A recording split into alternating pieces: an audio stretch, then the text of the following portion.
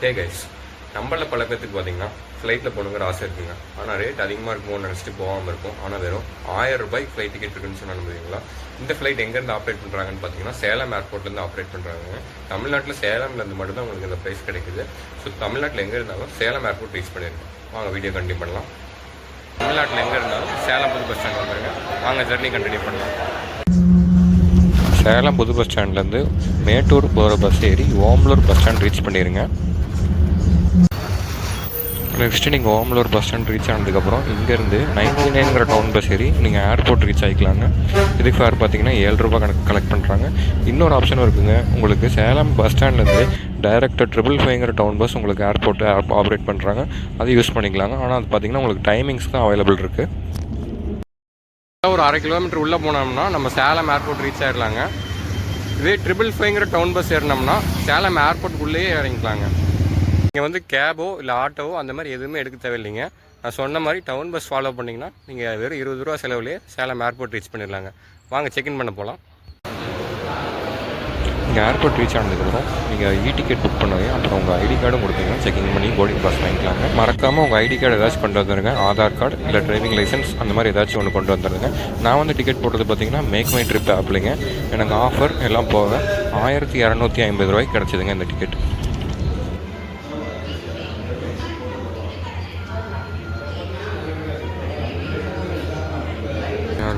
நம்ம ஃப்ளைட் பார்த்திங்கன்னா வந்துருச்சுங்க. இது ATR 72ன்னு சொல்லிட்டு ஒரு சின்ன ஃப்ளைட் தாங்க.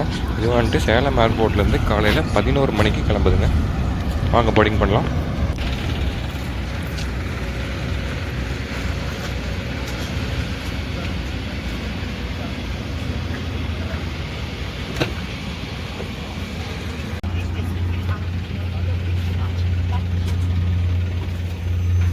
வாங்க வலது காலில் எடுத்து வச்சு உள்ளே போகலாம்.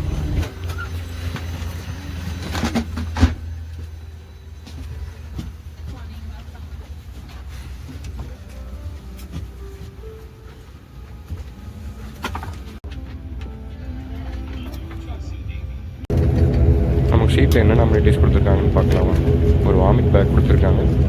அதுக்கப்புறம் சேஃப்டி இன்ஸ்ட்ரக்ஷன்ஸ் போட்டு ஒரு கார்டு மாதிரி கொடுத்துருக்காங்க. அதுக்கப்புறம் ஹலோ 60ன்னு சொல்லிட்டு ஒரு மேக்சின் கொடுத்துருக்காங்க. இந்த ஃப்ளைட்டில் பார்த்திங்கன்னா நமக்கு மீல்ஸ் எதுவுமே ப்ரொவைட் பண்ண மாட்டாங்க. வாட்டர் வேணால் நம்ம கேட்டு வாங்கிக்கலாங்க. மீல்ஸ் வாங்குற மாதிரி இருந்தால் 300ங்க ஸ்டார்டிங் ப்ரைஸ். இந்த ஃப்ளைட் பார்த்திங்கன்னா ரன்வேக்கு போயிட்டுருக்குங்க.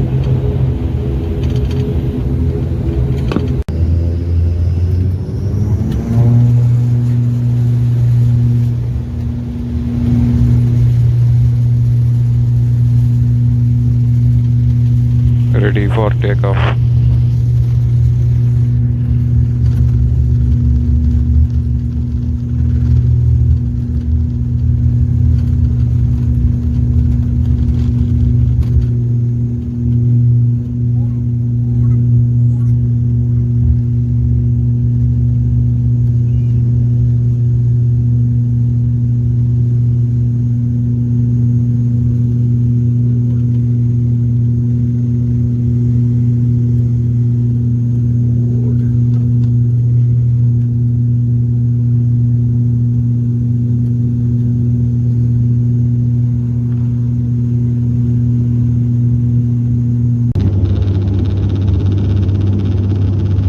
ஃப்ளைட் பார்த்தீங்கன்னா க்ரோசிங் ஆல்டிடியூடான 15,000 அடி ரீச் பண்ணிடுச்சுங்க.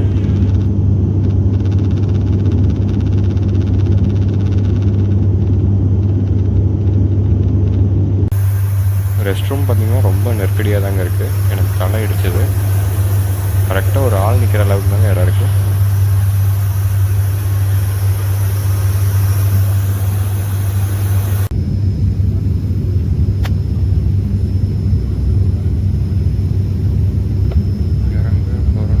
ஒரு 45 மினிட்ஸ் ஃப்ளைட்டுக்கு அப்புறம் நம்ம பெங்களூர் ரீச் ஆகிட்டாங்க. இப்போ லேண்டிங் ஆக போகிறோம். Fasten your seat belts and get ready for landing. எனக்கு பார்த்தீங்கன்னா இது ஃபஸ்ட் டைம் ஃப்ளைட்டுங்க. எக்ஸ்பீரியன்ஸ் எப்படி இருந்துச்சுன்னு கேட்டிங்கன்னா, நம்ம இந்த தீம் பார்க்கில் ரோலர் கோஸ்டரில் போவோம் இல்லைங்க, அந்த மாதிரி தான் இருந்துச்சு.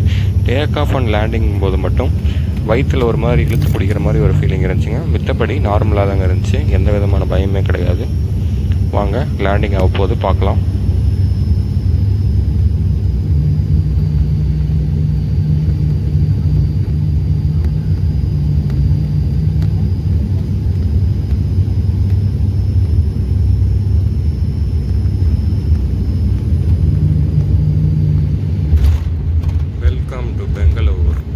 சிலிக்கான் வேலி ஆஃப் இந்தியா பெங்களூரு தங்களை அன்புடன் வரவேற்கிறது.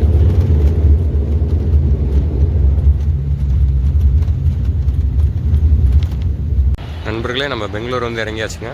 பாருங்கள், பெங்களூர் ஏர்போர்ட் எவ்வளோ பெருசாக இருக்குது பாருங்கள். சேலம் ஏர்போர்ட்டு இது கம்பேரே பண்ண முடியாதுங்க. இப்போ பாருங்கள் எத்தனை ஃப்ளைட் நிறுத்தி வச்சுருக்காங்க பாருங்கள்.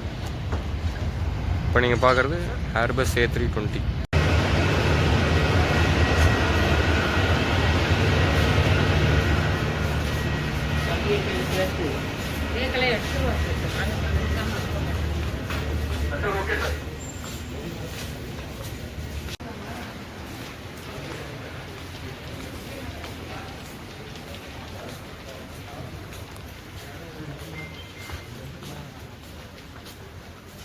நம்ம இப்போ இருக்கிறது பார்த்திங்கன்னா டொமஸ்டிக் டெர்மினலுங்க.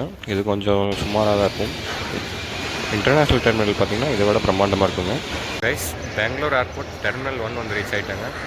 வெறும் 1200 ரூபாயில் 1 மணி நேரத்தில் வந்து ரீச் ஆகிட்டாங்க. பாருங்கள் பெங்களூர் ஏர்போர்ட் பாருங்கள் எப்படி இருக்குது. ஓகே கைஸ், மறக்காமல் இந்த ஆப்ஷன் யூஸ் பண்ணிக்கோங்க. சரி, இப்போ எப்படி சிட்டி சென்டர் போகிறதுன்னு பார்க்கலாம் வாங்க. பெங்களூர் ஏர்போர்ட் பார்த்திங்கன்னா உங்களுக்கு சிட்டிலேருந்து 35 கிலோமீட்டர் டிஸ்டன்ஸ் தள்ளி வெளியே இருக்குங்க.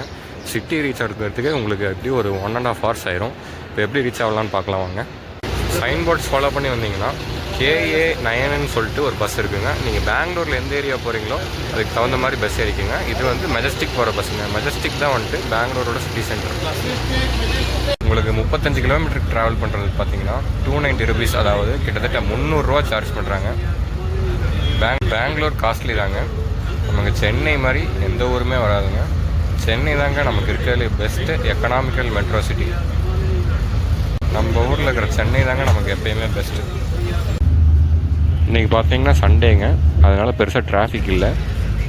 சப்போஸ் வீக் டேஸாக இருந்துச்சுன்னா 2 hours 2.5 hours கூட ஆகுங்க நமக்கு சிட்டி ரீச் ஆகிறதுக்கு. பெங்களூர் மாதிரி ஃபஸ்ட்டு டிராஃபிக் இந்தியாவில் எங்கேயுமே கிடையாதுங்க.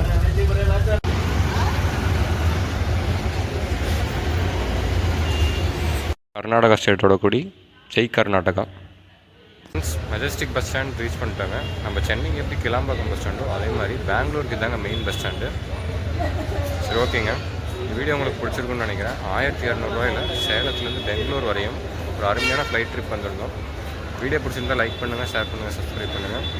வாழ்க்கையை சிறியது, உலகம் மிகப்பெரியது. Enjoy travelling. பாய்.